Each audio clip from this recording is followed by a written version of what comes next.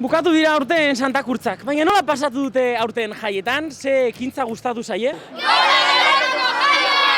Aurten jaieko oso ondo joan dire, betiko moduen, Bartzelonatik etorri naz lagunekaz egoteko eta oso gusture egia esan. Ondo, oso ondo. Ez dakit, luzeak, no sé qué decir. Ambiente polite. Lehenengo horiko egiten dugula horri goera guzti batera eta mozorrotuta eta ginda prestatuta dana, superpolite. Bueno, azken afari egin gendun, eta oso polite. Ni santutxuko izanik urteko data hauetan beti etorri izanaz Galdakako jaietara. Kultura aldetik ekintza piloa, kontzertuetan bai egonaz lehenengo asteburuen. Galdakao beti ondo, beti primeran.